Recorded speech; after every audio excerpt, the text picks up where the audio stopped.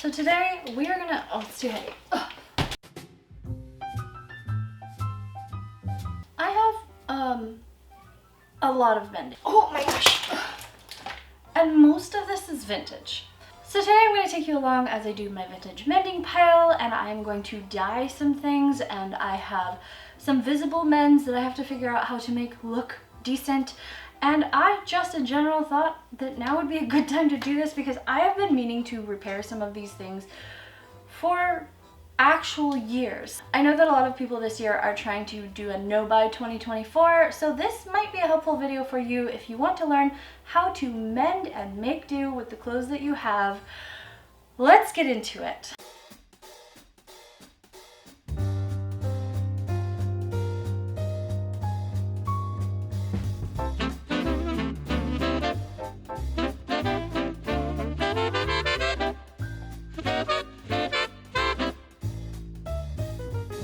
So the first thing that I think I'm going to tackle is this really gorgeous cloud print dress. This doesn't actually have a ton of visible things wrong with it, but I have had this for a couple of years. But the first and most pressing need of this dress is for the back neck to be repaired.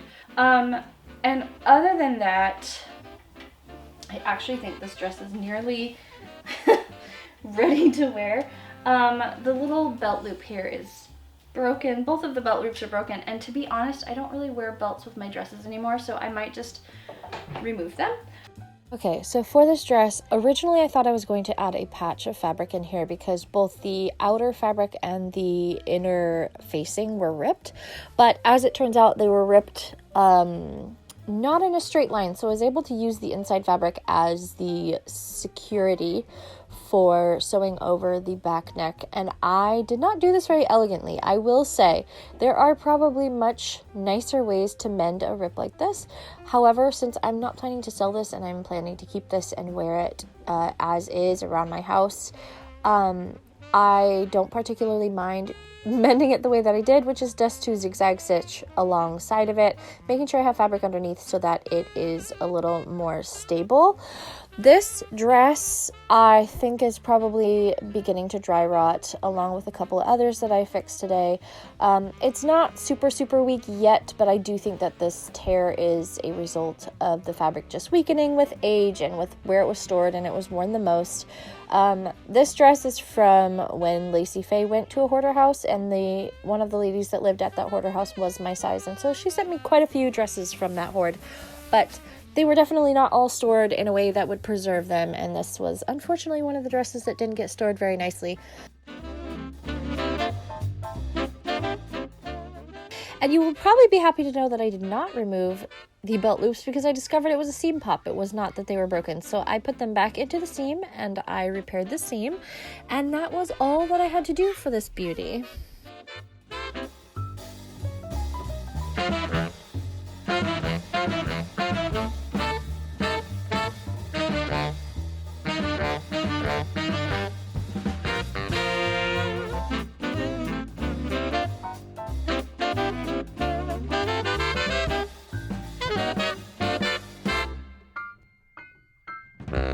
Secondly is this house dress, which is also from the 50s, and I actually had to search for a minute to find where the repair needs to be done, but the back of the sleeve is ripped open. So again, I'm going to patch it. I keep these things because I have been thinking for a while that I wanted to do a mend repair style video, and because I just haven't been in the sewing mood, I've been putting it off. So a lot of these things I could have repaired very easily, but because I have such a big pile, I've been overwhelmed. So this will require a patch, and I believe there's also a little pop seam in it.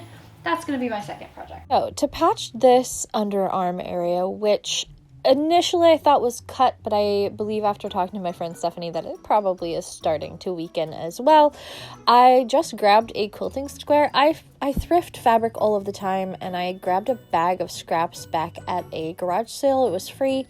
They had some quilting squares in there that they hadn't used, and so I used this white fabric to place underneath, and I pinned it as securely as I could. And one of the tricks that I learned through this process to have something hard to put inside sleeves so that you're not pinning the fabric to itself. I secured it with a lot of pins, I wanted it to not move around, especially because the rip is not, it was not like a neatly ripped thing. And then I sewed a straight line around the entirety of the patch to kind of secure it so that it wouldn't move around too much. This is kind of the proper way to do patching, I think, where you first sew kind of around the edges in a straight line, a straight stitch, and then I went over the edges of the rip, all of the frayed fabric, with a zigzag stitch to secure it even further and make sure that it looked decent. And that was the patch done. I had zigzag stitched everything. I went in and I trimmed the patch so that I didn't have a bunch of extra fabric all over the place. Once I had secured the patch, I went in and trimmed the excess fabric just so that there's not a bunch of fabric on the inside. Now, this is kind of where I started to realize that this dress had more issues than I thought. I found a spot near the pocket where it needed to be patched as well, and I had to fix that. I did just end up zigzag stitching. Here I am repairing one of the many spots that I discovered were seam popping or shredding on this dress. I spent literally all day repairing this. This took me the longest out of anything. Here you can see the edge of the sleeve cuff is ripped, and at first I couldn't figure out why. And then, like I said, I talked to Stephanie and realized that the fabric is rotting. So I decided to cover the damage on the sleeves with some lace. I have a whole bunch of vintage lace and trims and things, and I dug through for some colors.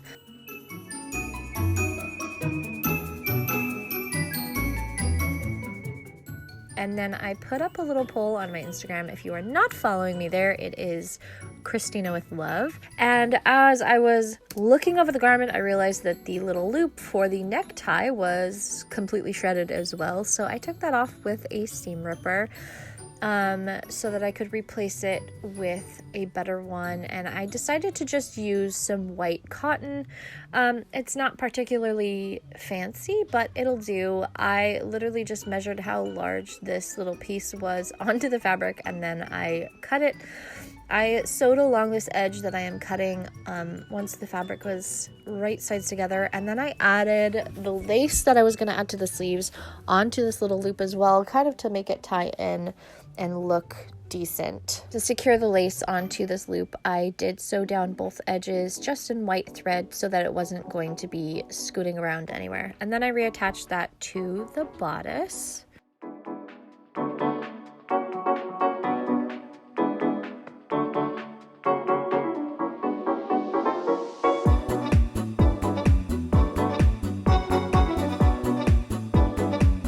I'm doing it wrong, but I'm not hand stitching this on. I've spent so long on this dress.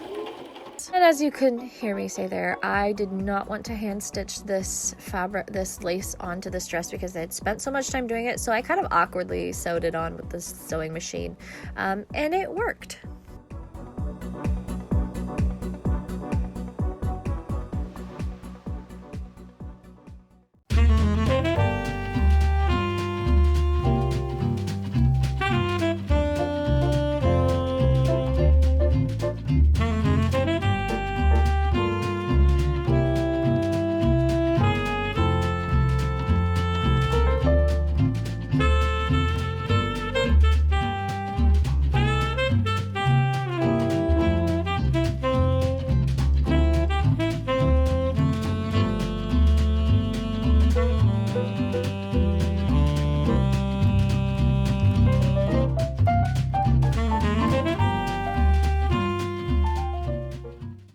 Take a quick moment to talk about Skillshare because I have been really wanting to up my skills in hand sewing. They are the largest online community for creatives, and they have hundreds of classes that you can take to further your skill no matter where you are starting. One thing that I really love is that they now have learning paths, which means you can kind of start wherever you are in your skill level and then go up from there. Now, especially in my own journey to more sustainable fashion, I find that they are really useful for upping my sewing skills because I am a chaos hobbit at best. So I am currently taking the learning path of sewing your own wardrobe, which starts with Bernadette Banner, who a lot of people probably know and love. I absolutely love Bernadette, and it's been a joy to take her class on hand sewing because she is so succinct and beautiful to watch, and her information is really well presented and interesting always, just like her channel. If Skillshare sounds like something that interests you,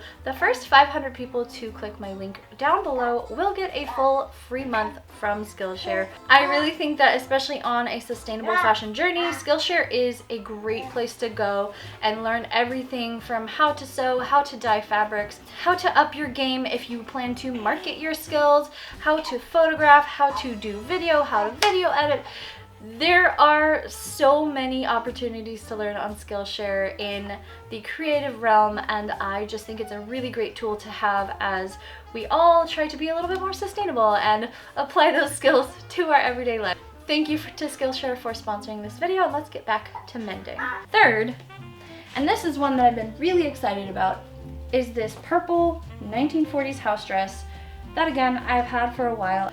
This doesn't have any ripped seams or tears that need repairing, but it has pretty severe fading on the whole front of it, to the point where, oh, it has a rip in the front. Okay. I guess I'll have to patch that as well, but this pretty much just has really severe fading throughout. So I actually bought dye to dye this dress back into a lavender color a while ago, and I know that it's probably going to color all the little white flowers purple, but because the fade is so severe, I'm not bothered. I've never dyed something before. I will also have to fix the pockets. I never dyed something before, so that will be a new adventure, but it's so faded. It deserves a second chance, so we're gonna dye this and then fix up all the little patches. That will be our third project. So I was actually super excited to fix this dress. I've been meaning to dye this for about 2 years, ever since Lacey sent me all of the dresses from that vintage home. But after I fixed the rip in the skirt, which I did with white thread because I was planning to dye the dress and I figured that the thread would just dye as well, I came across an issue that made me realize I was not going to be able to save this dress.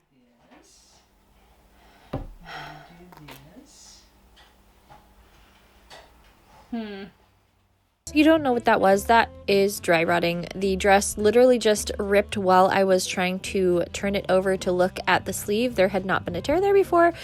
The fabric's dry rotting, and it's so weak that I'm not going to be able to save this. However, I do plan to find a similar fabric in white, remake the dress, use it as a pattern, and dye it with the purple dye that I already have.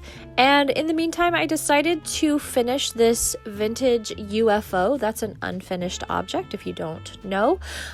This is from a lot that I bought on eBay, where several of the dresses were my size, but they were all vintage unfinished garments. So they're from the 40s and the 50s, and they were just needing hems done. In this case, it needed hems and buttons added.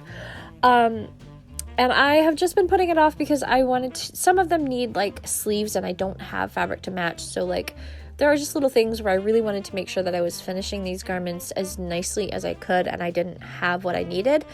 But this is the first time that I have used the actual buttonholing foot for buttons on anything, and it is a game changer. If you have a machine that comes with a buttonholing foot, use it. It will make your buttonholes look so much nicer. I have not been utilizing this because I lost my little package with all of the additions to my sewing machine, but it made my buttonholes, you know, like perfectly straight, perfectly sized every time. No thinking done. It has a little stopper on it, so you can just set it to the size of your button and then go, and it's so wonderful.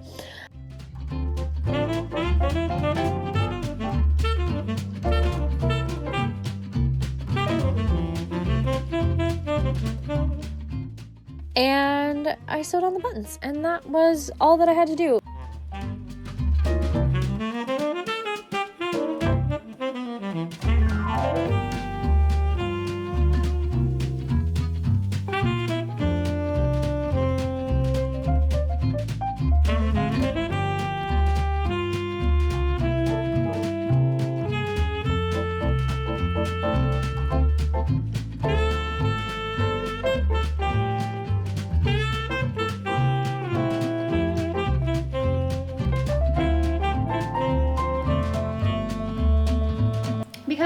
into spring, I am also going to fix this, which these two dresses are the same brand. They are both called Princess Peggy. This, I believe, just has a seam repair that needs to be done right here in the side. This whole seam is popping, and that is pretty common on older garments just because the thread begins to decay, and so you get a lot of seam pops. Because we're going into spring and I'm starting to crave all of the pretty colors, I'm gonna fix this one up. This should not take very long at all. Most of these are just seam repairs and they take a few seconds and you're done. This is the only dress that didn't give me like a bunch of extra problems when I went in to mend it. Thankfully, I was so ready to have a dress that didn't give me like 5,000 other problems that I needed to fix. By this time, I had finished quite a few and I was just ready to get going and be done with this project. But I am really glad that I finished so many dresses. If you continue on into the end of the video, you will see I saved, I think, 8 in total.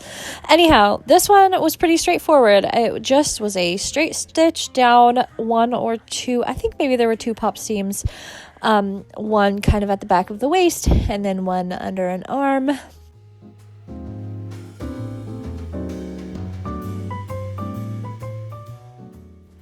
Popped seams are the easiest thing to repair, whether you hand sew or machine stitch. Of course, I am a fan of machine stitching because it is quicker and because I have kids and because I just need to get things done.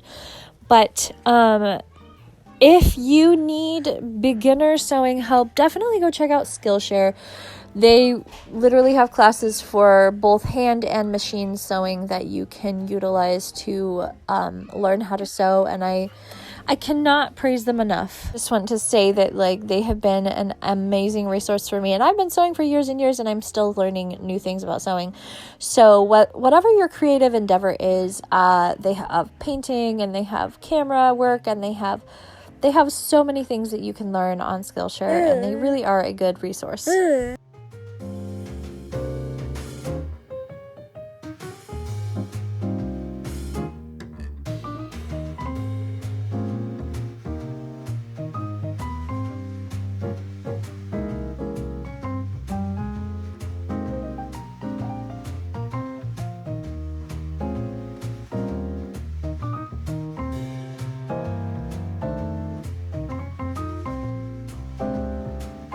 This one is a dress that is on its last legs, and it might not look like it, but I have already extensively repaired this and I wore it out.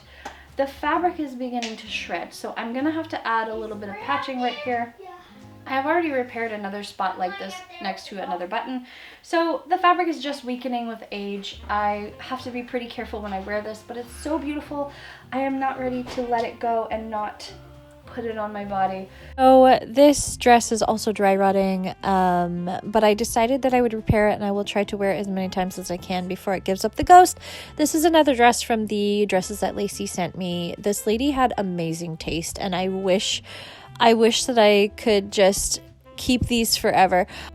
I do talk about this a little bit later, but I do have plans to potentially restore or replicate or something these dresses because I just adore them. But as you can see here, I am making a pretty simple repair. The fabric underneath the buttonholes is actually wide enough that I did not have to add any extra fabric to strengthen it from beneath. I just did zigzag stitching, which I know is not the most beautiful and it's definitely very visible, but because the dress is deteriorating, I figure I'm just gonna do the repairs that I can as neatly as possible, but like it's okay if they're visible. It's an old dress. It is not going to last too much longer. I don't actually know how long dry rotting dresses last per wear, so I guess I will let you know over on like Instagram or something.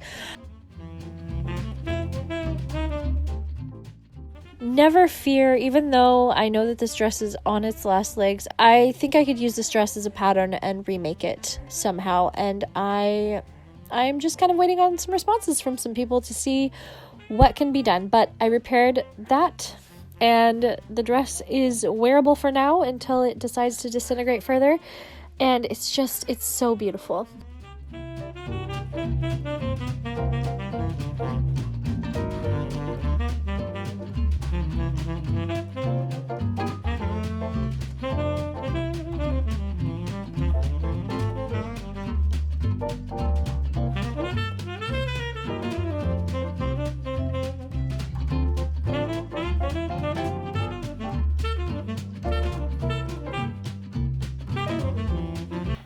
is this adorable 1950s farm print robe that I have had for years and I've been meaning to fix. It is just ripped under the arms. It's not seam splitting, it is genuinely ripped, so I will have to add in some patches under there, and because it's under the arms, it's actually only under one arm. All of these are such simple fixes. I might add in a patch over here too, just because it is starting to degenerate, but that's literally all that needs to be done. So for this dress, I consulted my scrap box, which actually is not full of very many scraps, but I was looking for a fabric that would kind of mimic the coloring of this dress, and then I realized, like, I don't really care. It's under the arm, you're not going to see it, and eventually I settled on a red polka dot fabric, which I think ended up turning out really cute. Even though you don't really see it unless I lift my arms, I love the red polka dots with this dress. So I did pin this fabric in sort of a diamond shape because that's kind of how the rip is. It's again, not the most elegant of fixes, y'all. I am not a professional seamstress. If you are, feel free to advise people on how to fix things down below, but this is how I did it. I pinned that in like I did with the other one, and I sewed a straight stitch around just to secure the fabric in place, and then I began to zigzag stitch around the edges a few times. I could have trimmed the edges to make them neater, but I didn't think about it because I was just in a power through mode. So I think I went around with the zigzag stitch 2 or 3 times just to make sure that it was very, very secure. And that is literally all that I had to do for this dress. It was really fast. It probably only took me about 10 minutes or less just to fiddle with it and make sure that all of the edges were sewn down. And that was that.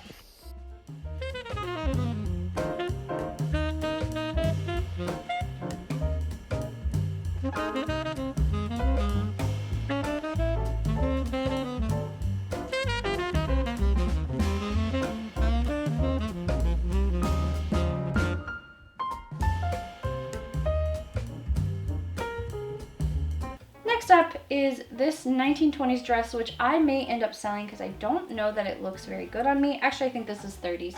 This, if you remember, if you've been around for a while, and you remember when Lacey Faye went to a hoarder house, she sent me quite a few dresses from that. Oh my gosh, the zipper won't stay up. She sent me quite a few dresses from that hoard that were my size. This is one of them. I believe that it has a little bit of a tear here in the bodice. And I think that's really all that needs to be fixed. Now, I don't know how good this is going to look on me. I don't know about the silhouette, but I'm going to iron it out. We're going to fix that little rip, and we're going to see. So I don't actually know what era this dress is. I think it's like late 1930s or very early 1940s, just by the shape of it. But I do know that the original owner actually sewed this dress, and it does have a few funny little quirks. One being that at the top of the seams, they are turned left, and at the bottom of the seams, they are turned right. And generally in sewing, you are supposed to either iron your seams flat open or all one way from top to bottom. So that kind of made me laugh. I decided to iron the entire thing because I thought that I only had one repair to do, and then I discovered that I needed to repair above the zipper. The seam was popped, and then I found another popped seam around the arm, I think. So I decided to just iron it all so that I could make sure I was getting all of the popped seams or tears or anything done. This fabric, by the way, I believe is rayon. Just by the feel of it, I think it's rayon. So it's not degenerating so far as I can tell. It's just the threads. The threads were rotting.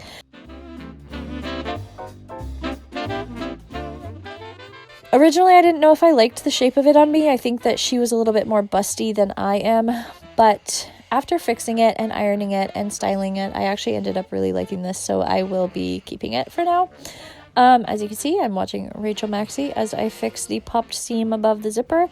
All of this is stuff that you have seen me do before, so I'm not doing anything different. I literally am just fixing a popped seam. For the bodice where it is actually ripped, I did end up just treating it like a little seam and took a minimal amount away from the front of the dress, but because it's so ruched, you can't actually tell. I tried to be really careful with how I was sewing that because it's right there on the front of the dress. But all in all, this was pretty easy to repair, despite the fact that I kept finding pop seams. It didn't really take me too long, and once I was done, I gave it another good iron, and this is good to go.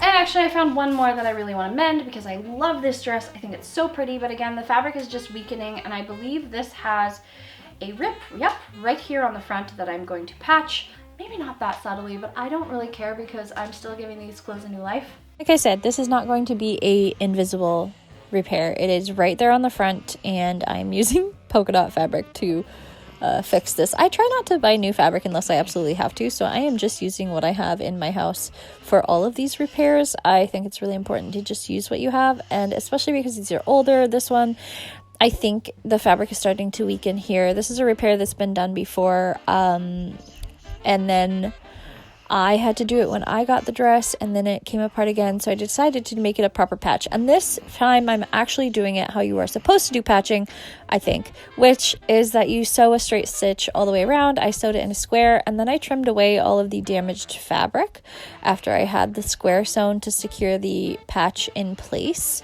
Here you can see that I'm just trimming it away. I almost zigzag stitched over this, and I was like, you know what, I'm just going to cut that away. You'll just be able to see the patch in the front of it, and it'll be fine. It's cute. It is what it is.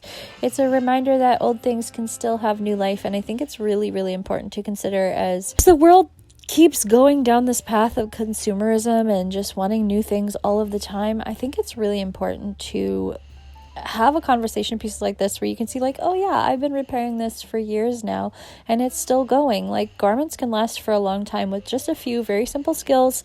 Once again, go to Skillshare, learn how to sew. I think that it is a game changer so far as being sustainable to know how to mend your own clothes.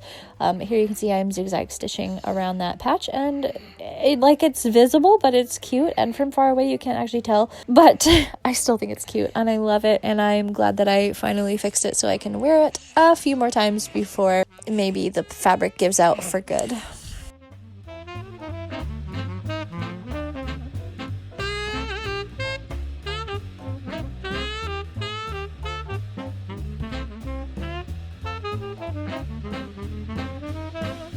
Alright, so that is it for this video. I hope that you enjoyed it, or if you were sitting there yelling in through your screen that that's not how you're supposed to fix that problem, feel free to let me know down below. I'm not necessarily looking for advice. These are all just mine, and I feel like I mended them perfectly fine for how I need to use them. Especially the dresses that are already dry rotting, I am not too bothered because I know eventually they will be falling apart, and no matter how I mend them, they're gonna fall apart. However, I do have plans to preserve a few of these dresses with the dry rotting. So subscribe, stay tuned if you want to see what I'm gonna do to preserve those dresses that are falling apart.